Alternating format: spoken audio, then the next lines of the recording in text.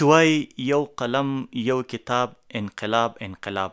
دا فکري علمي انګیزوي انقلاب یو کال وړاندې په دې پار پیل شو چې په هیواد کې د کتاب رانیولو او مطالعې لوستلو فرهنګ دود شي. د دې کاروان مشر عابد ارمان نومیږي.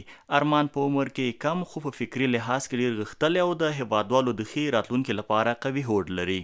ارمان اوس دا ناره چې مونږ د دې اختر په مبارکۍ کې قلم، کتابچه او کتاب غواړو په بېلابېلو ځایونو ولسوالیو کې شیندلې او تر ډېری د خلکو په زړونو کې فکري او ذهني بدلون راوستی دی. درنو هېوادوالو، راځئ د اختر په مبارکۍ کې ماشومانو ته قلم، کتابچه او کتاب ډالۍ کړو. د یو کال وړاندې مې چې کله دا هڅه پیل کړه، کور په کور او کوڅه په کوڅه به ګرځېدم او کتاب لوستو کسانو ته به مې د بایسکل په واسطه کتابونه ورکول. په اوایلو کې راسره خلک ناشنا وو، خو اوس راسره په لسګونه ځوانان ملګري شوي دي.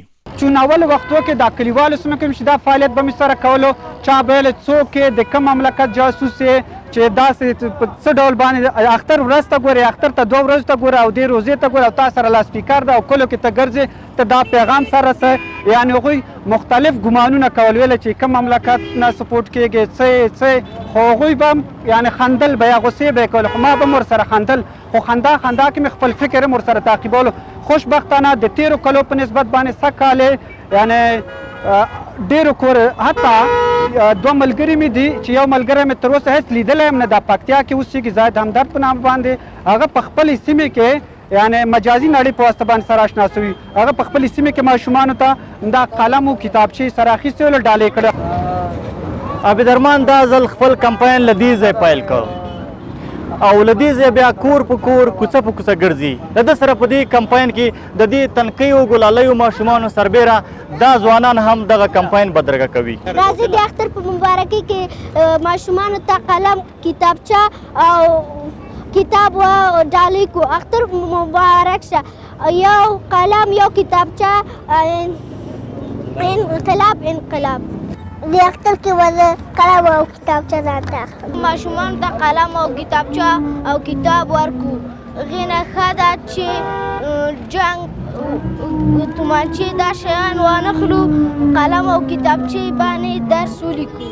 دلته مې د یو شمېر ګډون کوونکو ځوانانو او هیوادوالو څخه وپوښتل چې د ارمان دا غږ څومره د کتاب لوستلو په دود او په دې اختر کې به په کورنیو څومره اغیزې وکړي. دوی د ریسي خپرونې ته وویل نمی رمضان ما میگردیم فامیلی به خاطر نمی امره ارمان صاحب که نمی که فکر اشتکا بدل شوه، از بجه تماشا پتاقی خوب است که قلم، کتابچه فامیلا بته برشان یا بپامانشانه که پتاقی تماشا به درد نمیخوره، نگه جنگ خسته شدی. قلم خدای، کتابچه خدای، ښه تربیه خدای، دا ښه کار دی. او دا پټاقي ته شان چې دا غلط نظر دی، هر څوک چې ورکوي دا ښه کار نه دی. یعنې پټاقي چې هر چېرته واچوي د افغانستان خلک ټول رواني تکلیف لري، والا په هر یو بده لګېږي او ښه کار هم نه دی، روژه هم دی، خلک مریض دی. باید ما شما درس بخوانیم که آینده ما یک چیز جور شوه. د دولت نه مو یوازې دا تقاضا ده چې هغه تجاران چې د مثال توپانچه، ټوپک، پټاقۍ غیر هغه شیان چې وطن ته راواردوي د دې څخه ډډه وکړي. مثال له خبرې د ماشومانو په ذهنیت باندې ډېره بده اغېزه کوي. د دې په ځای باید قلم، کتابچه هېواد ته وارد. دا ځوان وایي زموږ په ټولنه کې په اخترونو کې مختلف رواجونه شته. څوک ماشومانو ته نغدې پیسې ورکوي، څوک ورته پلاستیکي موټرې، پلاستیکي توپانچې او نور بې ضرورته شیان اخلي. که د دې پر ځای ورته په دې اختر کې یو قلم، یو کتاب او یوه کتابچه راونیسي، نو د ماشومانو په راتلونکي کې به مثبت رول ووي او آینده به یې ښه روښانه وي. چون اول وختو کې 2019 نه چې ما په خپله دې په اړه باندې شروع وکړله، ما سره په خپل حتی کورنۍ هم دا دود نه منلو، یعنې نه منلو چې هغوی دا فکر کولو چې ټولنه کې به د مثبت ذهنیت په ډول باندې به چون دا کار نه وای، دا منفي هغه به سره خپور سي.